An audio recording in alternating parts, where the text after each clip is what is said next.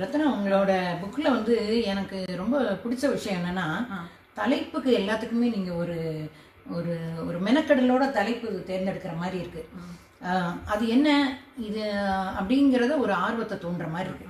உங்களோட புக்கு இந்த மார்டேலோர் அப்படிங்கிற ஒரு புக்கு, அது அது என்ன எனக்கு புரிஞ்சுக்கிற முடியல. அந்த அந்த ஹெட்டிங்கும் இல்லை அந்த புக்கு என்ன ஒரு இதில் எழுதியிருக்கிறீங்க, என்ன அது உள்ளோட கண்டென்ட் என்னது? இது மார்டேலோர் வந்து எனக்கு ரொம்ப ரொம்ப என்ன சொல்றது, இது ஒரு ஒரு தவம் மாதிரி எழுதினது. அதாவது திருப்பாவை வந்து எழுத ஆரம்பிச்ச புதுசுல ஒரு மன அழுத்தத்தில் இருந்த காலகட்டம் அது. அப்போ வந்து சரி ஒரு ஒரு விளையாட்டா திருப்பாவையை வந்து நம்ம ஒரு சின்ன, அப்போதான் அந்த கவிதைகள் எழுத ஆரம்பிச்ச புதுசு, ஒரு ஒரு விளையாட்டு போல அதை எழுதலாமான்னு ஆரம்பிச்சது, எழுத ஆரம்பிச்சேன். அப்போ 1 2 இப்படி போயிட்டே இருந்தது. அப்புறம் அது சரி ஆரம்பிச்சுட்டா முடிச்சிடணும், அது நம்மளுக்கு சிறு வயசுல இருந்து அது சொல்லி கொடுத்த ஒரு பாடம் இல்லையா, எதையும் அரைக்குறையா விடக்கூடாது.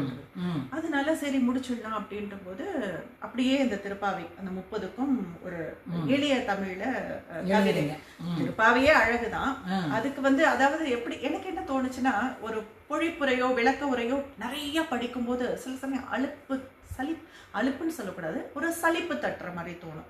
அதையே இப்போ நீங்க ஒரு சின்னதா படிக்கும், ஓ இதுதான் இதோட அர்த்தமா அப்படின்னு நம்ம பாக்குற மாதிரி இருந்துச்சுன்னா, அது ஒரு கவிதை வடிவில பாடல் வடிவில அப்படி பார்க்கும்போது, ஓ இதுதான் நான் இதுக்கு உண்டான அர்த்தம் அப்படின்னு ஒரு யாருக்காவது ஒரு படிக்கிறவங்களுக்கோ இல்ல அதை அனுபவிச்சு ஆர்வம் உள்ளவங்களுக்கோ ஒரு இன்ட்ரெஸ்ட் தோணுச்சுன்னா போதும். அந்த மாதிரி ஒரு ஆர்வக்கோளாறுன்னு சொல்லணும்னா, ஆனா என்ன சொல்லணும்னா, எனக்கு வந்து தமிழ்ல வந்து ஆழ்வார்கள் அவங்க பண்ணின அந்த திவ்ய பிரபந்தம், அந்த அந்த ஒரு தமிழ், அவங்களுடைய தமிழ் ரொம்ப ரொம்ப பிடிக்கும். அப்படி பார்த்தா திருவாசகம் எல்லாமே, அது திருவாசகத்துக்கு ஒரு காதார், ஒரு வாசகத்துக்கும் ஒரு காதார்னு சொல்லுவோம். அது வந்து இதை படிக்கும் போது இன்னும் என்னவோ நம்ம we are very close to, அதாவது ஒரு பெண்ணுடைய மனநிலையை வந்து ஆண்டாள் வந்து அவ்வளவு அழகா சொல்லியிருக்காங்கிறத படிச்சு அதை நான் ஒரு விளையாட்டு போல எழுதினது வந்து அது என்ன அந்த தலைப்போட அர்த்தம் மாற்றேலோர் வந்து, இது மாற்றேலோர் எம்பாவாய் அப்படின்னு வர்ற இதுதான் இது. இதை வந்து எனக்கு சூஸ் பண்ணி கொடுத்தது வந்து என்னுடைய ரொம்ப நட்பா இருந்தவங்க. அவங்க வந்து இந்த மாற்றேலோர் அப்படின்ற வார்த்தையை நீ உபயோகப்படுத்தணும் அப்படின்னு சொன்னாங்க. நான் ஒரு 4-5 வார்த்தைகள் எழுதி கொடுத்த போது இது நல்லா இருக்கும் அப்படின்னு சொன்னாங்க. சரி அதை எடுத்துக்கிட்டு அதை உங்களோட புத்தகங்களோட எல்லா பேருமே கேட்சியா இருக்கு. மீச்சிறு வரமென அது 2வது, காலாதீதத்தின் சூழல், ஆமா, மெல்லச் சிதறு, ஆமா, எல்லாமே வந்து மார்டேலோர், அப்புறம் கின்சுகி, எல்லாமே வந்து ஒரு கேட்சி ஹெட்டிங்கா இருக்கு. ஆமா. இதுக்கு வந்து இந்த அட்டைப்படம் வந்து எனக்கு கேஷவ்ஜி வந்து நான் அவர்கிட்ட கேட்டு வாங்கிட்டேன். இந்த இது எனக்கு அவருடைய பெயிண்டிங்ஸ் ரொம்ப பிடிக்கும். நீங்க இதுல Facebookல பாத்தீங்கன்னா கிருஷ்ணா ஃபார் டுடேன்னு அவருடைய டெய்லி அவர் வந்து ஒரு படம், ஆமா, அதுல வந்து இந்த ஒரு அழகான ஆண்டாள் வந்து ரொம்ப வித்தியாசமான ஒரு ஆண்டாள். சின்ன குழந்தையா, ஒரு சின்ன பெண்ணா, தன்னுடைய கழுத்துல அந்த அவளுடைய வார்த்தைகளுக்கு கட்டுப்பட்டு அவன் வந்து கிருஷ்ணன் வந்து ஆடுற மாதிரி ரொம்ப அழகான இருக்கு. அதனால இதை கேட்டேன். அவரு ரொம்ப பெரிய மனசோட அவர் வந்து இங்க அட்டப்படமா அதை உபயோகப்படுத்திக்கங்க அப்படின்னு சொல்லி கொடுத்தாரு. சோ அது ஒரு அதுக்காக அவரை போய் சந்திச்சது, பேர் சொல்லுங்க, கேஷவ்ஜி, திரு கேஷவ்ஜி. அதனால இதெல்லாம் எல்லாமே உங்களுக்கு வந்து ஒரு விதமான அனுபவங்கள் தான். இந்த தொகுப்பு அதை கம்பைல் பண்றது, அதை வெளியிடுறது எல்லாமே ஒரு விதமான அனுபவம். அது வந்து முந்தி எப்படி ஒவ்வொரு விஷயங்களும் ஒரு குறிப்பிட்ட இடத்துல உள்ளவங்களுக்கு தான் அப்படிங்கிறது இருந்ததோ, அப்படி இல்லாம இப்ப எதுனாலும் விரும்பினோம்னா எதனாலும் செய்யலாம், யாருனாலும் எதுனாலும் செய்யலாங்கிற லெவலுக்கு இப்ப புக்கு போடுறதுங்கிறது முந்திலாம் எழுத்தாளர் அப்படிங்கிறதுலாம் எங்கேயோ இருக்கிற மாதிரி இருந்தது. அவங்க இப்ப நம்ம ரீச்சபிளா இருக்காங்க. நம்ம சப்தரிஷி அண்ணனே எடுத்துக்கோங்களேன், அவங்கள வந்து ஒரு எழுத்து தூரத்துல இருந்து வைக்காம நம்ம ஃப்ரெண்ட்ஸுக்குள்ள பாக்குற மாதிரி பழக முடியுது. அதுக்கு காரணம் நம்ம இதுக்குள்ள வந்ததுனாலதான் சொல்லேன். அவங்கள அங்கீகரிச்சுக்கிட்ட ஒரு காரணத்தினாலன்னு சொல்லுவேன். எனக்கு நடந்திருக்கு. ஆமா, ரெண்டும் நடந்திருக்கு. அதாவது நமக்கும் வந்து ஒதுங்கி போகாம பெரிய பிரபலமானவங்களோடையும் மூவ் பண்ற மைண்ட் வந்துட்டு அவங்களும் வந்து பட்டுக்கோட்டை பிரபாகர்லாம் கொஞ்சம் லேட்டஸ்ட் ஸ்டேஜில் தான் இதுக்குள்ளே வந்தார் மோகனூருக்குள்ளே. அப்போ வந்த சமயம் முதல்ல சில எதிர்கமெண்ட்ஸ் ரொம்ப வரும். இங்கே நமக்கு என்னன்னா அந்த நெகட்டிவ் கமெண்ட்ஸை நமக்கு ஹேண்டில் பண்ண தெரியணும். அதில் நம்ம தொய்ந்து போயிடக்கூடாது, ரொம்ப எகிரி பேசிடவும் கூடாது. அதை எப்படி ஹேண்டில் பண்ணணும்னு தெரியும். அந்த முதல் எனக்கு நல்ல ஞாபகம் இருக்குது, பட்டுக்கோட்டை பிரபாகர் எழுதின ஒரு பதிவில் வந்து நெகட்டிவ் கமெண்ட்டுக்கு வந்து அவர் ரொம்ப கோபமாக ரியாக்ட் பண்ணி இனிமேல் நான் ஃபேஸ்புக்குக்கே வர வேண்டாம்னு நினைக்கிறேங்கிற அளவுக்கு சொன்னார். ஆனால் பழையபடி வந்து இப்போ ரொம்ப மிங்கிளாகி இருக்கிறார்.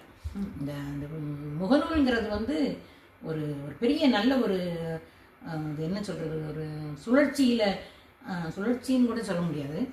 அது இது இதுல புரட்டி போட்ட மாதிரி தான், சுழற்சி தான். அதாவது பழைய லெவலுக்கு வரல, புரட்டி போட்டுச்சு, எல்லாருக்கும் வெளிவரக்கூடிய ஒரு சந்தர்ப்பம் கொடுத்துருச்சு. ஆனா இதுல ஒண்ணு என்ன பாத்தீங்கன்னா, முகநூல்ல ரொம்ப கவனமாவும் இருக்க வேண்டிய இடம் அது. இருக்கும், எல்லாரையும் நமக்கு தெரியும், எல்லாரையும் தெரியாது. அது நம்ம ரொம்ப கவனமா மனசுல இருத்தி கொள்ள வேண்டியது. அப்புறம் இன்னொன்னு என்னன்னா, இப்ப என்னைய 4 பேருக்கு தெரியறது அப்படிங்கறதுனால நான் வந்து ஒரு பிரபலம் நான் நினைச்சிட்டேன்னா அங்க நான் வழிக்கு விழுந்துருவேன். அங்க என்னை இடறக்கூடிய ஒரு இடம் அது. அதனால என்னைக்குமே அந்த நீங்க சொல்றீங்க இல்லையா, எனக்கு பிரபலங்களை கூட இன்னைக்கு கூட நான் வந்து பாத்தீங்கன்னா யாருக்கும் அனாவசியமா கமெண்ட் போட மாட்டேன். அது போடக்கூடாதுங்கிறது இல்ல. அதாவது எப்படின்னா, அவங்களுக்கு நம்ம ஈக்குவல்ன்ற மாதிரி அவங்க நினைச்சுக்க கூடாது. அது ஒண்ணு இருக்கு. எத்தனையோ வருஷங்களா எழுதுறாங்கன்னு இருக்காங்க. அவங்களும் நம்மளும் ஒன்னா ஆயிட முடியாது. அது ஒண்ணு எனக்கு, அது மற்றவங்களுடைய கருத்து தெரியாது. ஆனா எனக்கு வந்து எத்தனையோ நாளா இந்த இலக்கியத்துக்காக தங்களுடைய எல்லாவற்றையும் கொடுத்தவங்க இங்க இருக்காங்க. அவங்களும் நாமளும் இன்னைக்கும் ஒன்னா ஆயிட முடியாது. அந்த ஒரு உணர்வு எனக்கு எப்போதும் இருந்துட்டே இருக்கும். அதனால பிரபலங்கள்னு நீங்க சொல்றவங்க நேர்ல பார்க்கும்போது நம்ம மரியாதையோட பேசுறோம். அவங்களுடைய புக்கை பத்தி, அவங்களுடைய ஒர்க்கை பத்தி நம்ம பேசுறோம், எல்லாம் பண்றோம். பட் அதே சமயத்துல இங்க வந்து நான் அவங்கள தெரிஞ்ச மாதிரியோ இல்ல அவங்களுடைய பதிவுகளுக்கு வந்து நம்ம கமெண்ட் போடுற அளவுக்கு நமக்கு இது அப்படிலாம் நான் நினைச்சு போட்டதே கிடையாது. ரொம்ப அற்புதமா இருக்கும், படிச்சதுன்னா ரொம்ப நல்லா இருக்கு அப்படின்னு வாழ்த்துக்கள் ஏதாவது போடுறேனே தவிர அதை கிரிட்டிசைஸ் பண்ணியோ இல்ல நம்ம வந்து அதை பற்றியான வார்த்தைகள் அதை பற்றியான கமெண்டோ எனக்கு போடுறது அது ஏனோ வர்றது இல்ல. அது நல்லது, அது ஒரு சென்சிட்டிவான இடம் தான். ஆமா, நான் அதனால எனக்கு இவங்களை தெரியும் தெரியாதுன்றது நான் சொல்லிக்கிறது இல்லை. என்னை தெரியாதவங்களும் இருக்காங்க, எனக்கு தெரியாதவங்களும் இருக்காங்க. முகநூல்ங்கிறதே ஒரு ஒரு என்ன சொல்றது, ஒரு சில சமயம் எனக்கு தோணும் அது வந்து ஒரு முகநூல்ங்கிறது முகமற்ற மனிதர்களை நமக்கு அறிமுகப்படுத்துறது. ஏன்னா நம்ம இப்போ நேருக்கு நேர பழகிறவங்களையே அவங்கள முழுசும் நம்மளால புரிஞ்சுக்கிற முடியாது. அப்போ முகமே தெரியாத ஒரு இடத்துல இருந்து அவங்க எழுத்து மூலம் புரியும் போது வந்து அவங்களோட முகமோ குணமோ முழுசும் தெரியாது. எனக்கு தெரிஞ்ச நிறைய பேர் முகநூல் கவிஞர்கள்னு கேலி பண்றவங்க எல்லாம் நிறைய இருக்காங்க, நான் பார்த்திருக்கேன். அதுவும் பெண் கவிஞர்கள், முகநூல் கவிஞர்கள்னு அந்த கவிஞர்கள்ங்கிற வார்த்தையே கேள்விக்குரியதா இருக்கு. அப்புறம் பெண்ணுன்னு வரும்போது இப்ப எல்லாரும் எழுத்தாளர் தான் அப்படின்னு ஒரு கிண்டல் இருக்கு. ஆமா, இப்ப யாருனாலும் எழுதுறவங்க எழுத்தாளர் தான். இல்ல, அந்த எழுத்தாளர்ங்கிற பெருமையில நம்ம செய்யறது இல்ல. அது இன்னைக்கு கூட நீங்க சொன்னேன்னு சொன்னீங்கல்ல கவிஞர், அதுல நான் இன்னைக்கு கூட நான் போட்டுக்கவே மாட்டேன். என்னுடைய ப்ரொஃபைல்ல அது மாதிரி கிடையாது. ஏன்னா அதுக்கு உண்டான உழைப்பை நம்ம கொடுத்ததுக்கு அப்புறம் நம்ம அதை போட்டுக்கலாம் அப்படின்ற ஒரு மனசு அதுல ஒரு இடத்துல அது ஒரு நிலைப்பாடு. அது எனக்கு அது ஒரு அது எனக்கு ஒரு அந்த வாசிக்கிறவங்களுக்கு ஒரு ஆர்வத்தை தோன்றதுக்கும் உண்மையிலே நான் ஃபீல் பண்ணதுதான். உங்களோட கவிதைகள் நான் வாசிச்சிருக்கிறேன், அதனால போட்ட வார்த்தை தான். எனக்கு என்னுடைய கவிதைகள் பிடிக்கும், சொல்லல. ரொம்ப அதாவது எப்படி சொல்றதுன்னா, இருக்கு, ஏதோ இருக்கு என்ன, அது இல்லைன்னு எனக்கு தெரிஞ்சிருந்ததுன்னா நான் பண்ணியிருக்க மாட்டேன். என்னுடைய மகளை வந்து நான் டான்ஸ் கிளாஸ் கூட்டிட்டு போறேன். என்னுடைய மகள் ரொம்ப அழகான ஒரு விஷயம், அவள் பரதநாட்டிய கலைஞர், அவ ரொம்ப நல்லா ஆடுவா, அற்புதமான டான்ஸர். நான் சொல்லுவேன், நீ ஒரு சாதாரண ஒரு டான்சிங், எல்லாருக்கும் டான்ஸ் ஆடுறது எல்லாருக்கும் வரும்.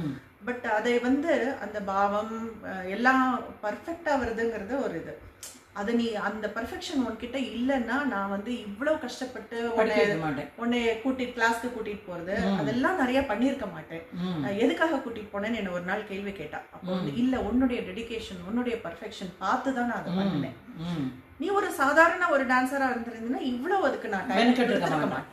அது மாதிரி ஏதோ ஒண்ணு நம்ம கிட்ட இருக்குங்கிறதோ அதை நம்ம வந்து மெனக்கிடுதல்னு ஒரு வார்த்தை இருக்கு, அதுக்கு உண்டான நேரம் கொடுக்குறோம், அதுக்கு உண்டான என்ன சொல்றோம் வாசித்தல் அது எல்லாமே பண்றோம் இல்லையா. அது பண்ணும்போது சரி இது நான் கவிஞர்ங்கிற வார்த்தைக்கு நீங்க சொன்னதுனால நான் சொல்றேன், ஒரு 4 பேர்கிட்ட கேட்டு இந்த புக்கு வர்றதுக்கு தகுதி உண்டான்னு கேட்டுதான் நம்ம பண்றோம். அது நீங்க ஆக்சுவலா நீங்க சொன்னது எனக்கு ரொம்ப பிடிச்சிருந்துச்சு. அதாவது நம்ம ஒரு தடவை போன்ல பேசும்போது நீங்க சொன்னீங்க ஏதோ நம்ம எழுதிக்கிறோம் அதை போட்டுறணும் அப்படின்னு போடக்கூடாது, அது ஒரு புக்கு நிறைய பேர்கிட்ட போகுது, நிறைய பேர் வாசிக்கிறாங்கிறப்போ அதுக்கு தகுதியான ஃபார்மேட்ல அது இருக்கணும், அதை எடிட் பண்ணி அதுக்கு ஒரு பதிப்பகத்துக்கு தகுதியை கொண்ட பிறகுதான் போடணும் நீங்க. அது உண்மையிலேயே எனக்கு ரொம்ப பிடிச்சிருந்துச்சு அது சொன்னது. அதே மாதிரி கவிதைன்னு வரும்போது உங்களுக்கு இப்ப எனக்கு பிடிச்சது உங்களுக்கு பிடிக்காத அவசியம் இல்ல, உங்களுக்கு பிடிச்சது எனக்கு வந்து இது என்ன சாதாரண கவிதை தானே, இது எதுக்கு இவ்வளவு கொண்டாடுறாங்கன்னு தோணலாம். ஒரு ஆனானப்பட்ட மனுஷபுத்திரன் எழுதுறதே கவிதை இல்லைன்னு ஒரு விமர்சனம் வந்தது.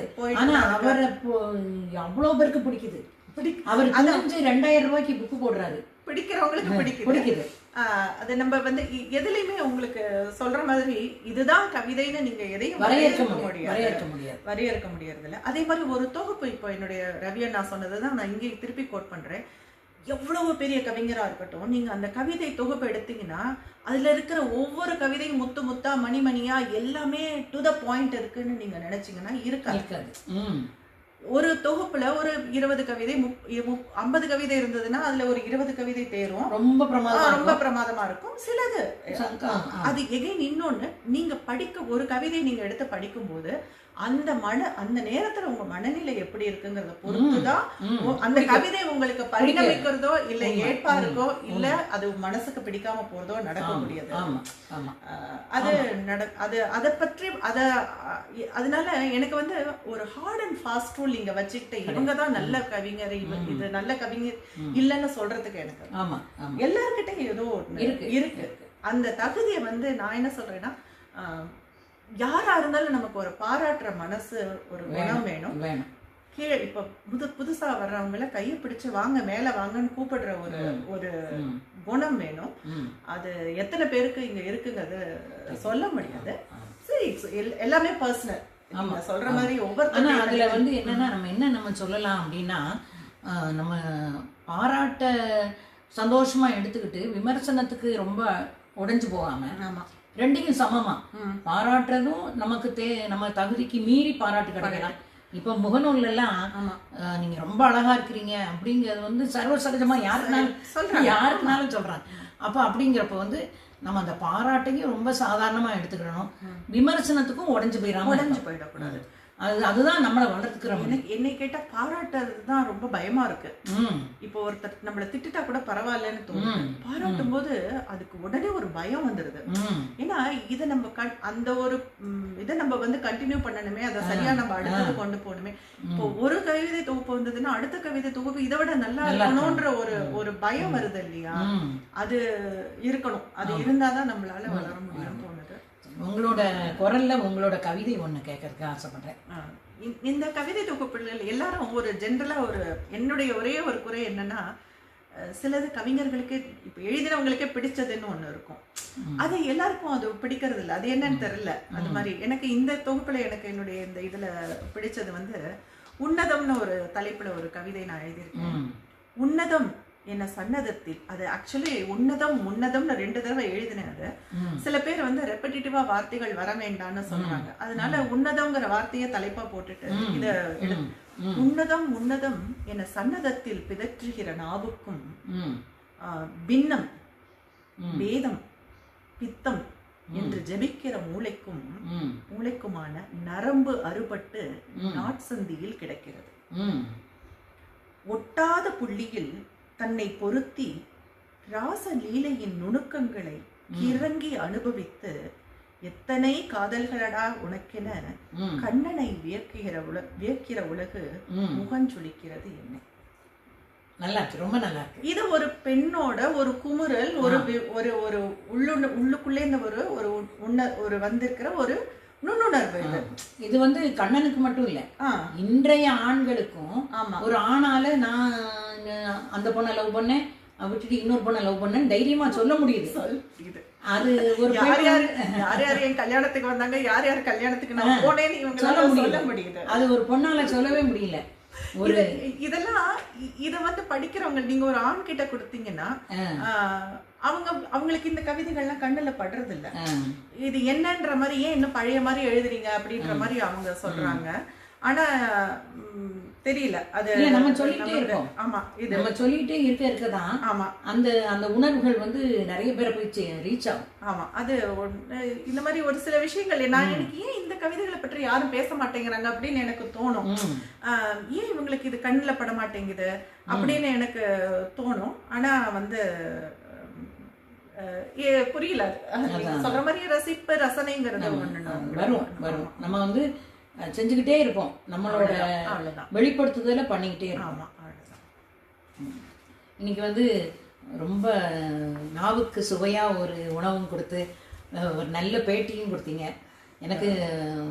ஒரு நம்ம ஃபோனில் பேசிட்டு போனோம் நிறைய தடவை, நேரில் பார்த்து இவ்வளோ ஒரு நல்ல ஒரு பேட்டி எடுத்தது எனக்கு ரொம்ப சந்தோஷம். இனிமா அடிக்கடி சந்திப்போம் கண்டிப்பாக. நீங்கள் எது மாதிரியே சிறுகதைகள் எழுதணுங்கிறது என்னோட ஆசை. சிறுகதை தொகுப்பும் சீக்கிரத்தில் கூடிய சீக்கிரத்தில் வெளியே வரணும். நான் என்னோட யூடியூப்ல வந்து அறிமுக எழுத்தாளர்களோட கதையை வாசிக்கிறேன் நிறையா. சரி, ஏன்னா பிரபலமானவங்க ஏற்கனவே பிரபலமாக தான் இருக்காங்க, நமக்கு தெரிஞ்சவங்களோட கதைகளை வந்து வாசிப்போம் அப்படின்னு சொல்லி அதிகமாக என் ஃப்ரெண்ட்ஸு சிறுகதை எழுதுறவங்கள அந்த கதைகளை வந்து வாசிக்கிறேன். நான் உங்களோட கதையும் வாசிக்கணும்னு நினைக்கிறேன். ஆமா, சிறுகதைகள் எழுதுங்க, தொகுப்பு போடுங்க. கண்டிப்பா அடுத்தடுத்த லெவலுக்கு நீங்க போயிட்டே இருக்கிறத நாங்க பார்க்கணும். ரொம்ப சந்தோஷம். நீங்க சொல்ற மாதிரி திருநெல்வேலியில இருந்து நீங்க வந்திருக்கீங்க, பெங்களூர்ல நான் இருக்கேன். நம்ம வந்து சென்னை தான் மோஸ்ட் ஹேப்பனிங் பிளேஸ்னு சொல்லுவாங்க இந்த இலக்கிய உலகத்துல. திருநெல்வேலியை பத்தி சொல்லவே வேண்டாம், எத்தனை இலக்கிய கூட்டங்கள், அங்க இருக்கிற ஜாம்பவான்கள்லாம் எவ்வளவு பேர் இருக்காங்க. அதனால அங்கேயிருந்து நீங்க வந்து இங்க வந்து பெங்களூர் வந்து எங்க வீட்டுக்கு நீங்க வந்தது எனக்கு ரொம்ப ரொம்ப சந்தோஷம். அது வந்து ஏதோ ஒரு கடவுளுடைய அனுகிரகம். ஆமாமா, நம்ம வந்து 2-3 தடவை யோசிச்சா கூட இந்த தடவை அதை மெட்டீரியலைஸ் பண்ணிட்டோம், நடத்திட்டோம். நல்லவர்களுடைய ஒரு சந்திப்பு, அவங்களோட பேசுறது மன மகிழ்ச்சியை தருது.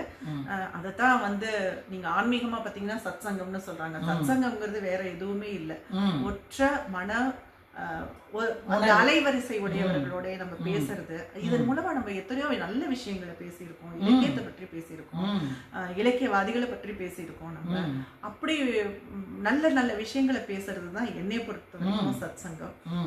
சோ இது மாதிரி நிறைய நீங்களும் உங்களுடைய யூடியூப்ல நிறைய பேரை நீங்க பண்ணுங்க. நீங்க இங்க வந்ததுல எனக்கு இன்னைக்கு ரொம்ப ரொம்ப சந்தோஷம். பாப்போம், அடிக்கடி சந்திப்போம் நம்ம. நன்றி.